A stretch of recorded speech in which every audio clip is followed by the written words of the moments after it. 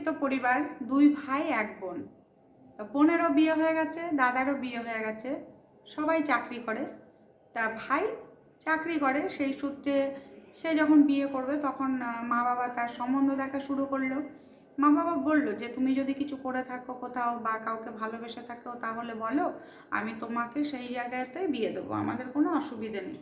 কিন্তু ছেলে বললো না, আমি কোথাও কিছু করিনি, তা তোমরা আমার জন্য মেয়ে দেখো।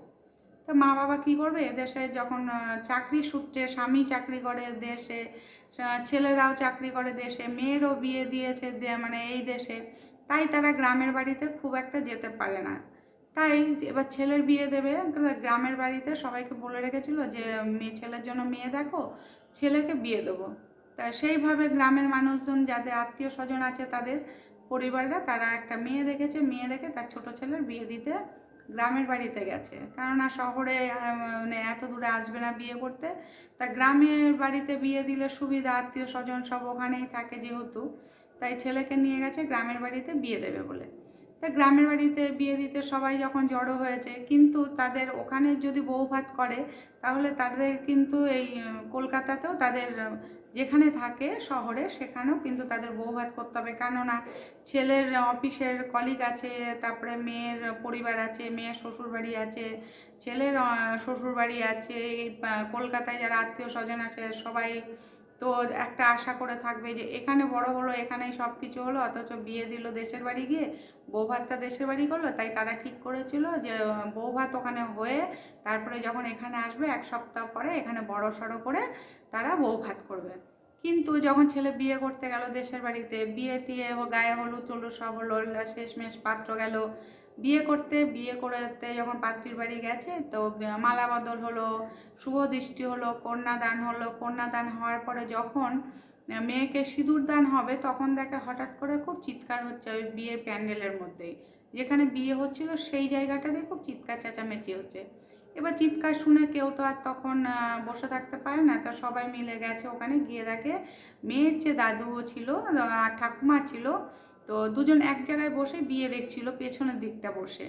তা যখন বিয়ে দেখছে, বিয়ে দেখতে দেখতে দাদু হঠাৎ করে এক্সপায়ার যখন করলো, এবার তখন তো সবাই চিৎকার চেঁচামেচি। এবার তখন বিয়েটা কে দেখবে, বিয়ে দেখার মতো কেউ নেই। যখন ওইখানে বয়স্ক মানুষ উনি অসুস্থ হয়ে গেছেন তখন সেখানে গিয়ে সবাই জড়ো হয়েছে। এবার এদিকে বিয়ের সিঁদুরদানটা বন্ধ হয়ে গেল, সিঁদুরদানটা আর হলো না।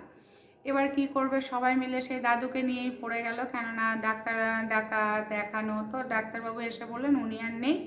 তো ওই জন্য আর যেহেতু বংশের দাদু, তার নাতনিরই বিয়ে হচ্ছিল, সেজন্য তার আর বিয়ে হলো না। মানে সিঁদুরদানটা শুধু বাকি রইলো। তখন ছেলে মেয়ের মনটার মধ্যে কি হয় যে বিয়েটা পুরো হয়ে গেল, সিঁদুরদানটা হলেই তো বিয়েটা হয়ে যেত, তো বিয়েটা আর হলো না। তারপরে বাধ্য হয়ে ছেলে বাড়িতে চলে আসলো, কিন্তু সিঁদুরদানটা হবে হয়তো কয় মাস ওয়েট করে ওষুধটা কাটলে তারপরে তাদের হয়তো আবার বিয়ে হবে। তো এই রকম অনেক অনেক অনেক ঘটনা হয় যে বিয়ে হতে হতেও মানে ভেঙে যায়। আমরা বলি না যে 1000টা কথা না হলে বিয়ে হয় না, এই রকমই 1000 কথা হওয়ার পরেও, বিয়ে ঠিক হওয়ার পরেও যখন বিয়েটা একদম শেষ মুহূর্তে হয় না তখন মনটা খুবই খারাপ হয়। সব থেকে বেশি খারাপ হয় বাবা মায়ের। কেননা তাদের একটা যেন এত খরচা করে এত কিছু করার পরে যখন মেয়েটাকে বিয়ে দিচ্ছে, বিয়েটা হতে হতে হলো না, তখন তার ছেলের বাবা মায়ের থেকে কিন্তু মেয়ের বাবা মায়ের অবস্থাটা খুবই খারাপ হয়ে যায়।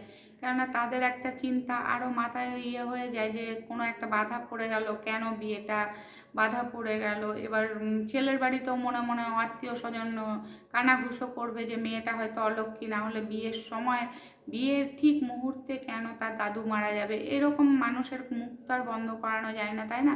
মানুষের মুখ তো কিছু দিয়ে আটকানো যাবে না। যদি সবথেকে বড় কথা, ছেলে আর ছেলের বাড়ির লোক যদি ঠিক থাকে তাহলে ঠিক ওই মেয়েকে আবার বিয়ে দিয়ে নিয়ে আসবে, বিয়ে হবে, আবার বৌভাত হবে, আবার অনুষ্ঠান হবে। তাই প্রত্যেককে বলবো যে মেয়েটার কোনো দোষ দেবে না, কারণ এখানে যার যার ভাগ্য নিয়ে শেষে আসে, যার যার ভাগ্য নিয়ে শেষে যায়। তো এইভাবে দাদু যখন চলে গেছে, কিছু করার নেই, ওই মুহূর্তে তার যাওয়ার কথা ছিল তাই চলে গেছেন। ভগবান যাকে যখন নেবে তাকে তো তখনই যেতে হবে, তাই না? এখানে মেয়েরও কোনো দোষ নেই, ছেলেরও কোনো দোষ নেই। তবে নিশ্চয়ই আবার তাদের বিয়েটা আবার ঠিকঠাকভাবে হয়ে যাবে, সবাই আনন্দ করবে, সবাই খাওয়া দাওয়া করবে। তাই সবাই ভালো থেকো, টাটা।